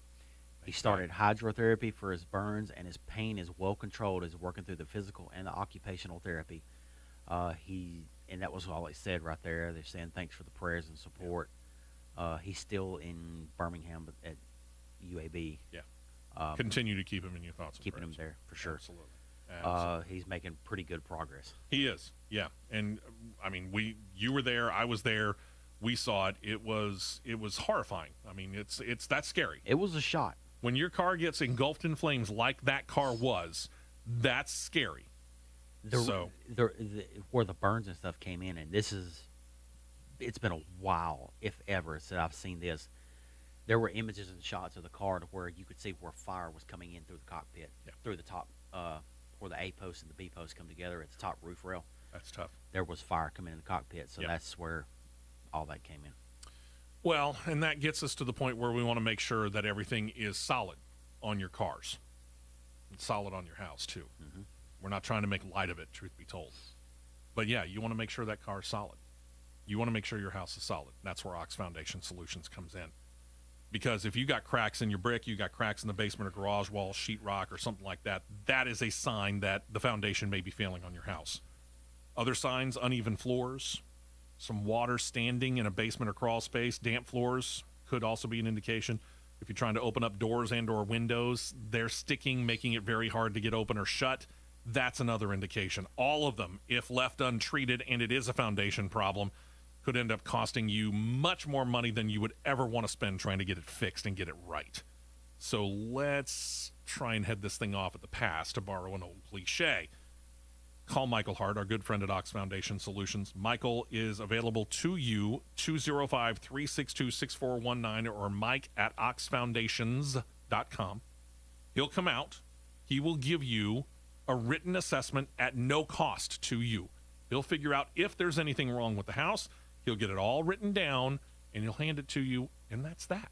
It's no cost to you. It's no obligation to you. And now you know. I either have a problem or I don't. And either way, there's peace of mind because now you know your situation.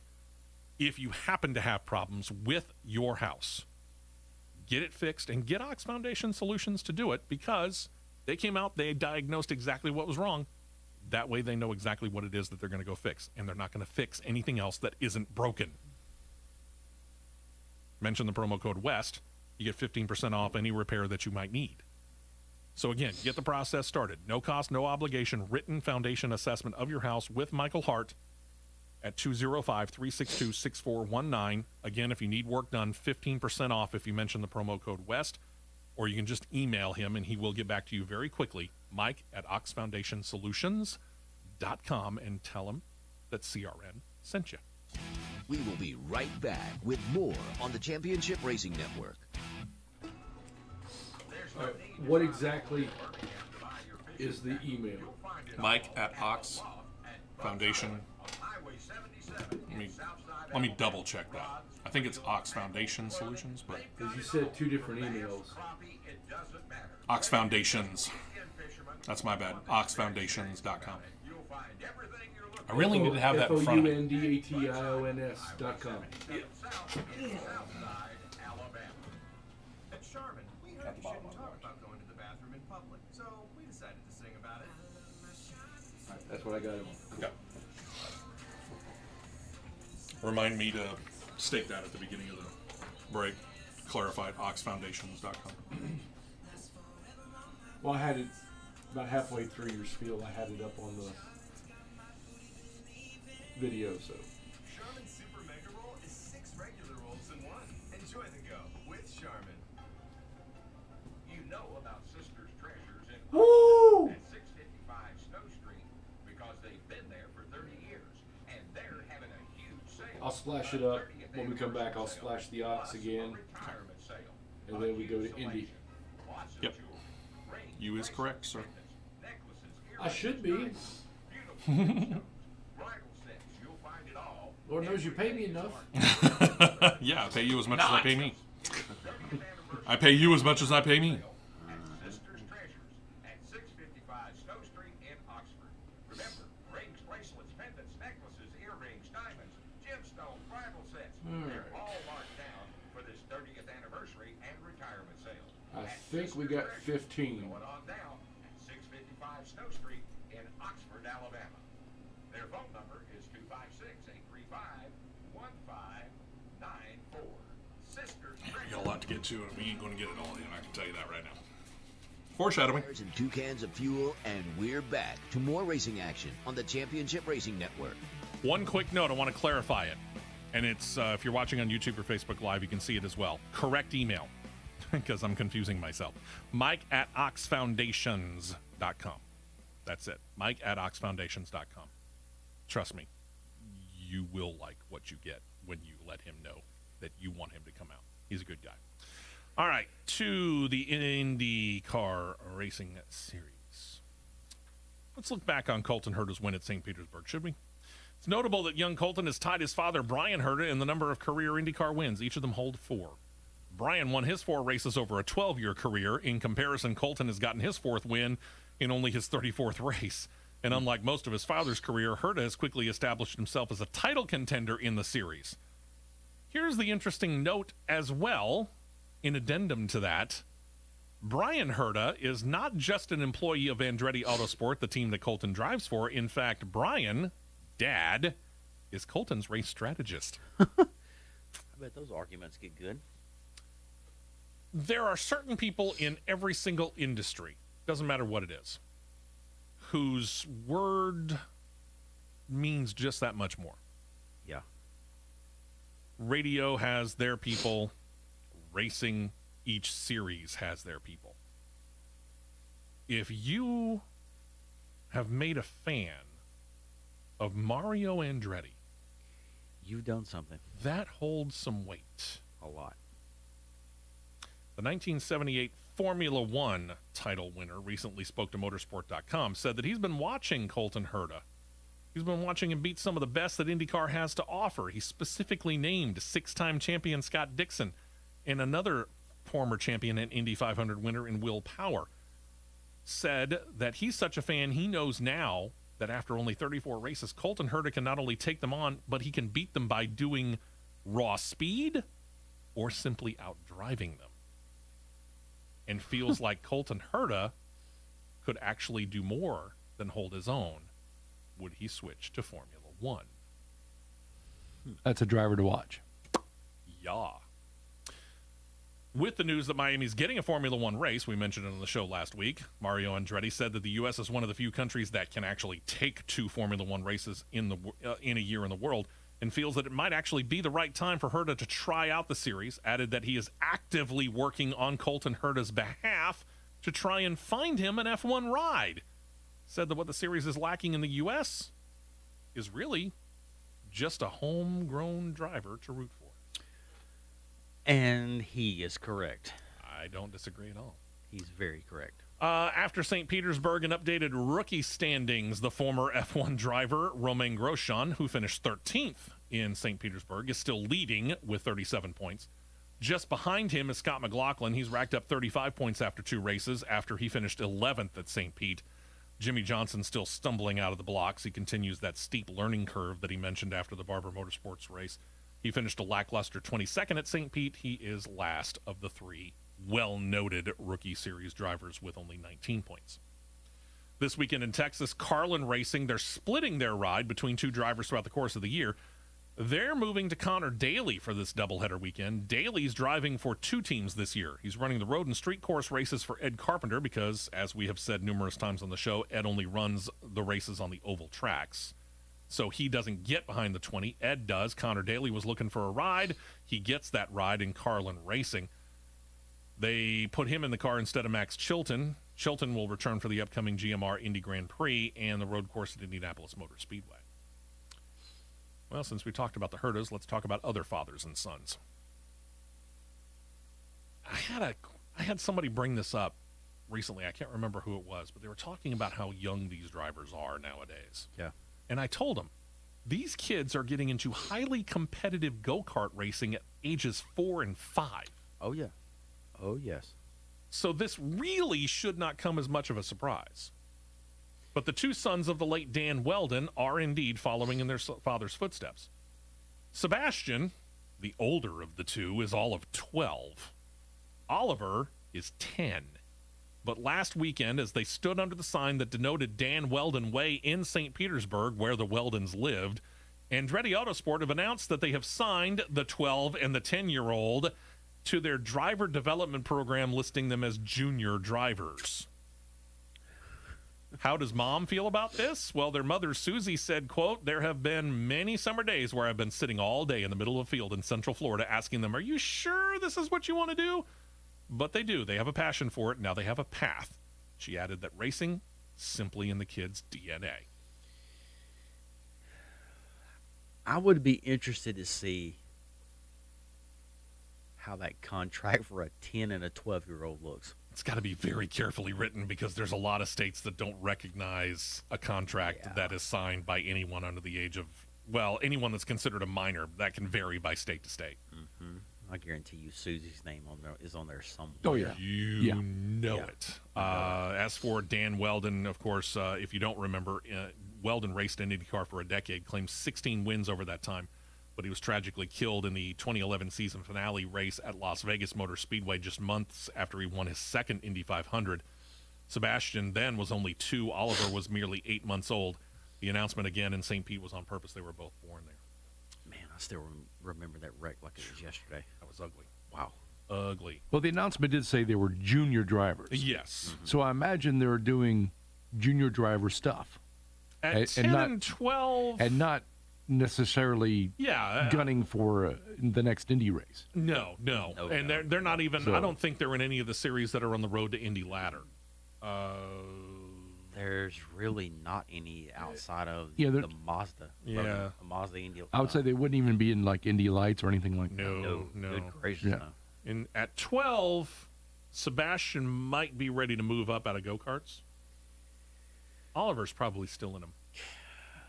They will probably be in karting, I would say, at least another 2 years, Think so? maybe 3. Okay. I mean, Sebastian at 12, I think he's ready to graduate or getting close to it. Yeah, but there's really not much he could go to at 12. Yeah, there's not a whole lot of open wheel here in the U.S., is there? Cody Ware has successfully passed his Indy rookie orientation program, so he's cleared to race in the Indy 500, but he needs sponsorship in order to be able to make that dream a reality. His father, race team owner Rick Ware, has partnered with Dale Coyne Racing, supporting Coyne all season on the number 51. That's the number being driven by former F1 driver Romain Grosjean on the road and street courses. For the oval track events like Texas this weekend, Pietro Fittipaldi gets behind the wheel of the 51. Ware's also the supporting owner of the number 52, which is a part-time entry that Ware Cody is now penciled to drive in the Indy 500. But again, he's got to get sponsorship for it, to which Dad Rick said this, quote, "It went really well," talking about the orientation. He got up to speed very quickly in all the segments of rookie orientation. We're excited about it, but I don't know where we're going to have the funding to put it together for him for the 500. I'm working really hard on that, but I don't know that we're going to be able to do it. You have 34 Cup cars you try to field every week. You have an IMSA GT car you try to field in the Asia Le Mans races and so forth.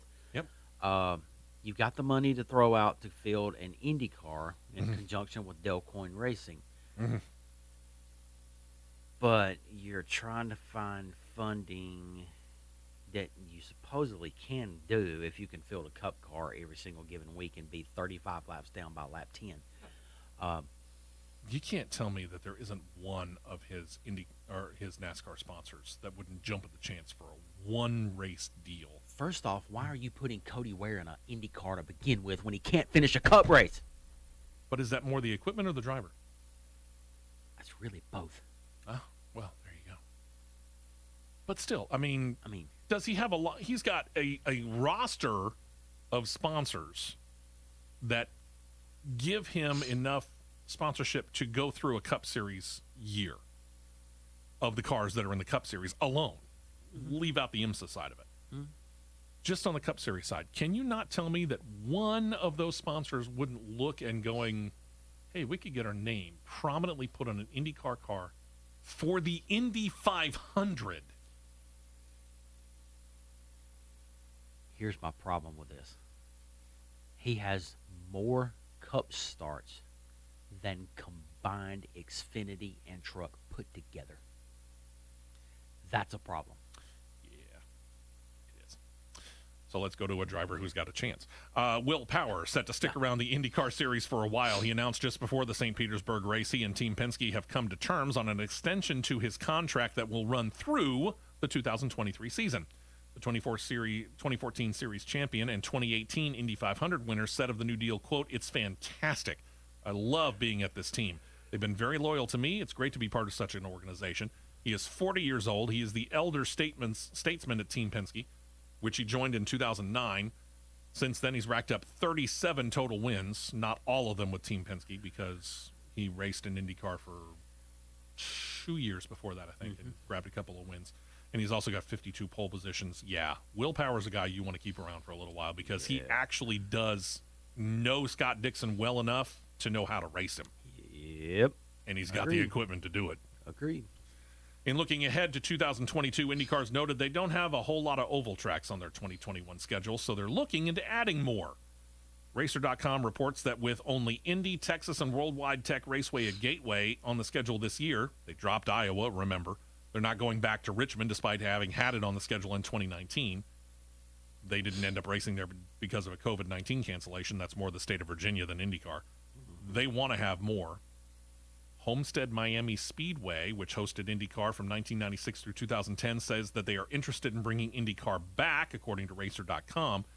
No other tracks were named specifically, but IndyCar president Jay Fry did say that there isn't any hard news on how many tracks could be added, but that series officials are looking through all the options available and what might work for them. Fry added, quote, "We're short on ovals, which was not intentional, so now we're looking on what we didn't do in 2020, see what we might do in 2022. Fry added, "We were excited about the test we did at Richmond, thought that was going to be a great event for us until COVID hit," and then concluded by saying, quote, "We love racing at Iowa." Richmond and Iowa, very similar. What's going on there, and is there a possibility of getting back to both of those? We're trying to see what's out there that looks feasible. We're excited about what the future might hold. First off, why did they even pull out of Iowa to begin with? ARCA's going there. To me, I think they followed NASCAR's lead. But ARCA's still there. Except for ARCA. That was it. That's what I didn't Richmond- understand. Iowa put on your best show of the year, arguably, Yeah. outside of Indianapolis. And Richmond was set up to do the exact same thing. And again, we noted the similarities between Richmond and Iowa. Iowa was based upon Richmond when Rusty Wallace designed it. And truth be told, I think Homestead Miami would be a nice place for them to go, depending on the time of the year. I'm kind of wanting to go back to Homestead. Kind of. Hint. That We'll move wasn't a hint. No, that was a subtle sledgehammer smash. To Formula One, where we're going to end up wrapping things up. We'll try and get in as much as we can here in the about, 5 minutes or so that we got left, John? Give or take. Formula One and FIA officials, they say that they've been tossing around the idea of sprint races. We've kind of talked about this on the show. They say that it would replace the traditional qualifying format for some time now, which, by the way, qualifying for this weekend's race in Portugal will start right after we're done with the show here. Sprint races will be tried this year at 3 different races. Silverstone, British Grand Prix, Monza, Italian Grand Prix, and the third event yet to be determined. I'm thinking Mexico or the United States. We'll get back to that. Yeah. The first of them, as mentioned, the British Grand Prix at Silverstone, which agreed by a unanimous vote of all 10 teams to host sprint. So here's your new format on a weekend. Still 3 days. Get there Friday. You get qualifying on Friday.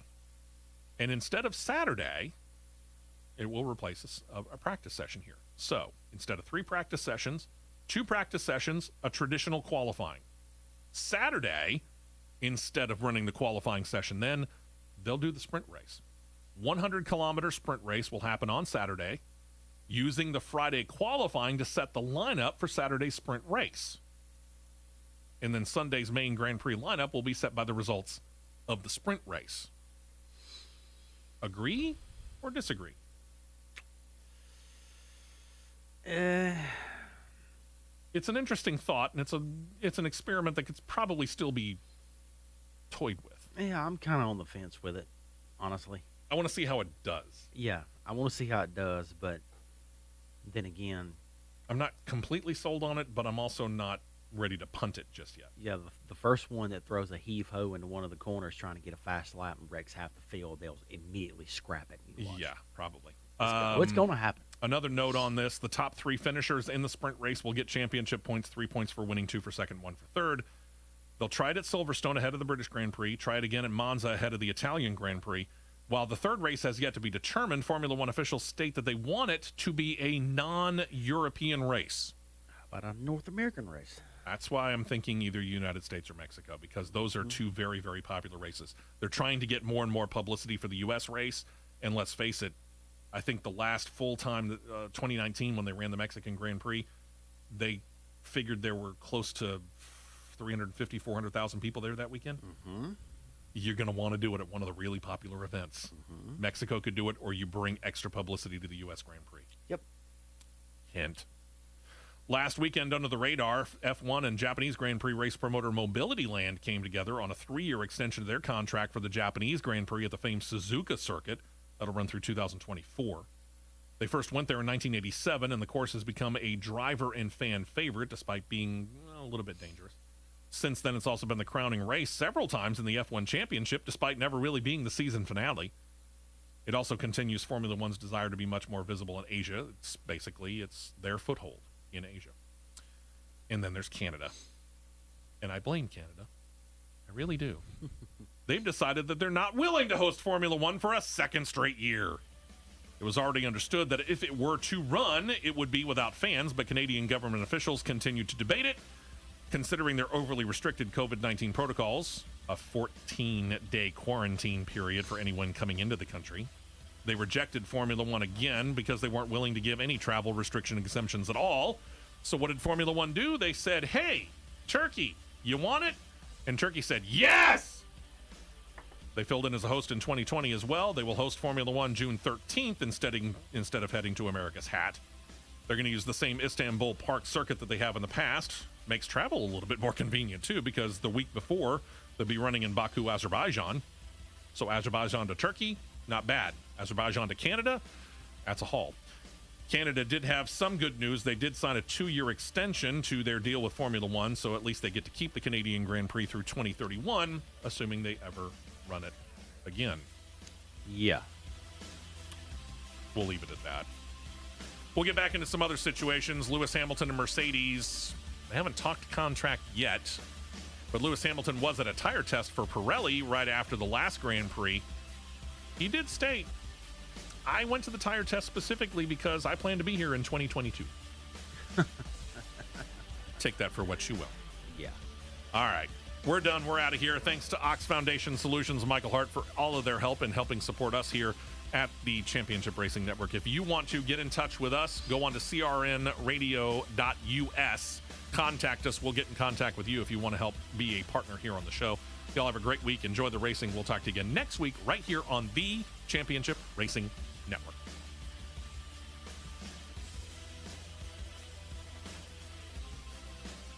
This has been a presentation of the Championship Racing Network.